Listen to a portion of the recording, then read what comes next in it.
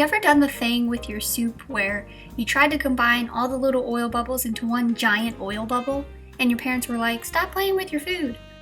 Watch this video and you can play with oil bubbles in the name of science. This is a very simple experiment, but there's a surprising amount of chemistry to think about. We are going to figure out how thick an oil slick is. The chemistry comes in thinking about how the thickness of an oil slick compares to the dimensions of an individual oil molecule. How do you do that? Here's the general idea. Suppose you pour water into a cup of known volume, in this case 250 milliliters. You then pour that water into an unmarked container. You're still going to know the volume of water in the container, 250 milliliters, and since this container is a cylinder, if you measure its cross-sectional area, you can figure out the height of the water inside. First, measure the diameter of the cross-sectional area. Here it's about 7.1 centimeters. That makes the radius 3.55 centimeters.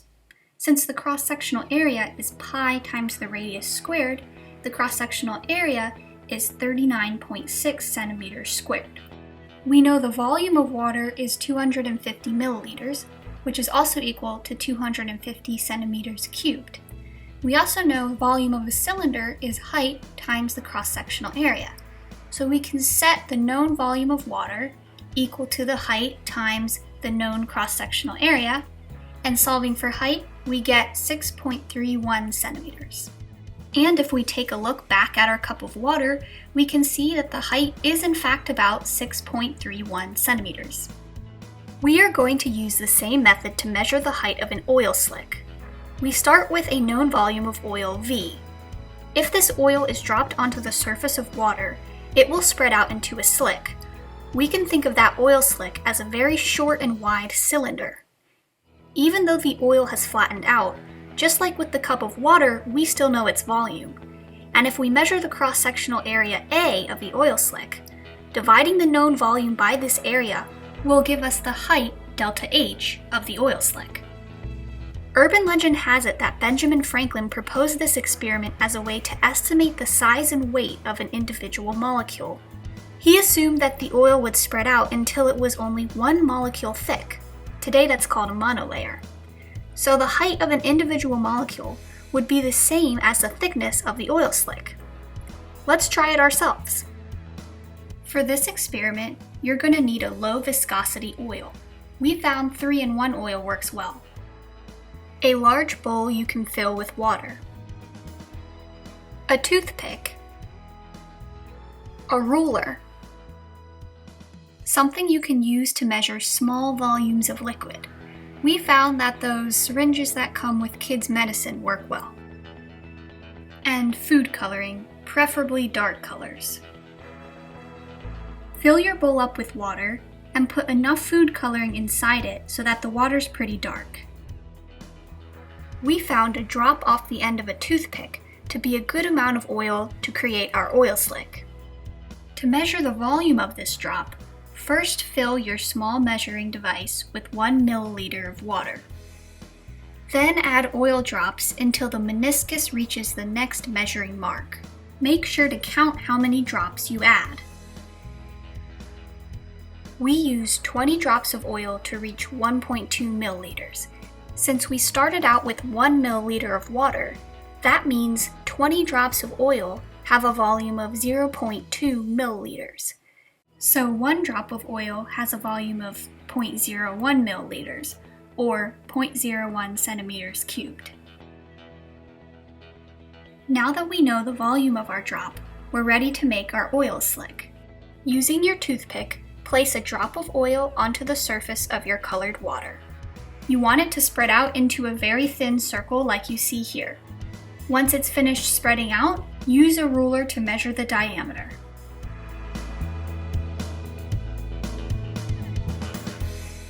Now to get the height of our oil slick, we just need to divide the volume by the area. We measured the diameter of our oil slick to be 15 centimeters, which means that the radius will be half of that, which is 7.5 centimeters. The area of a circle is pi times the radius squared, So the area of our oil slick is 177 centimeters squared. We know from earlier that the volume of the oil slick is 0.01 centimeters cubed.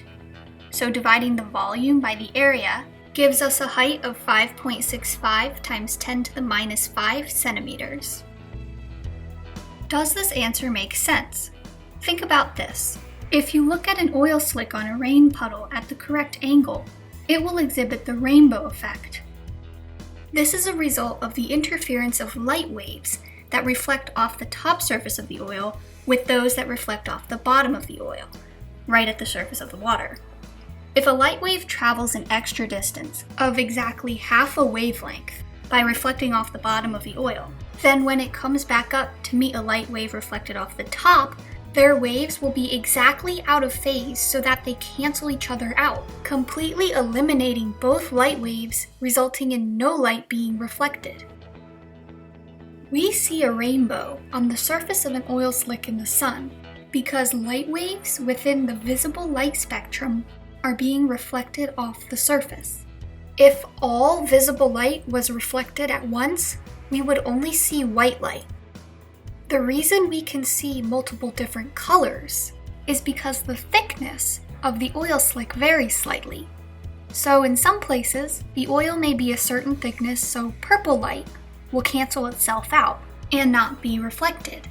And in another place, maybe the oil is a certain thickness, so red light will cancel itself out, and so on, allowing us to see all the colors of visible light. So we can infer that an oil slick is about the thickness of a quarter of a wavelength of visible light. Green light, which is near the middle of this visible range, has a wavelength of about 550 nanometers. A quarter of that is equal to 1.38 times 10 to the minus 5 centimeters. We calculated the thickness of our oil slick to be 5.65 times 10 to the minus 5 centimeters, which is pretty close, so our answer makes sense. Now that we've verified our experimental oil slick height, let's try to do what Benjamin Franklin proposed and see if we can use this height to estimate the weight of an individual oil molecule. If we assume that our oil slick is 1 molecule thick, and we assume that molecules are roughly cubic, then the volume of one molecule will be the height of the oil slick cubed, because the height is also the side length of one molecule. The number of molecules in the oil slick will then be the total volume of oil divided by the volume of one molecule. And if we take the density of the oil, ρ, which is mass over volume, and multiply it by the volume V, we will obtain the mass of the sample of oil. If we divide this mass by the total number of molecules in the oil, we will obtain the weight of one molecule. Take a minute to pause and calculate your own values. Here's what we got. We found the density of the 3-in-1 oil we used to be 0.9 grams per cubic centimeter. To find that, I googled 3-in-1 oil and went to the Wikipedia page for it. From there, I went to the official website and found the product we used. Then I went to the safety data sheet, or SDS, and found the density listed on the second page.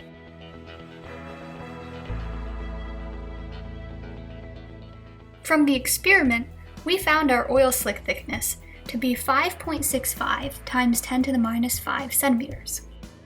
Cubing that number gave us a volume of 1.8 times 10 to the minus 13 centimeters cubed for an individual molecule. And multiplying that by the density gave us a molecular weight of 1.62 times 10 to the minus 13 grams. Let's see how accurate our answers are. On the safety data sheet, we found our 3-in-1 oil to be mostly made up of something called naphthenic oil, which has a molecular formula of C10H20. One molecule of C10H20 has a mass of about 2.33 times 10 to the minus 22 grams. You can use a periodic table or a molecular weight calculator to find this. That's much smaller than our answer of 1.62 times 10 to the minus 13 grams per molecule. Pause the video here to do your own comparison. I'm guessing you didn't get very close either. So what went wrong? Does the error arise from the assumption that the molecules are cubic? Well, try assuming that they are spherical instead. Did you get closer? We got 8.5 times 10 to the minus 14 grams per molecule, which is not much better. So the shape of the molecule doesn't appear to be the issue.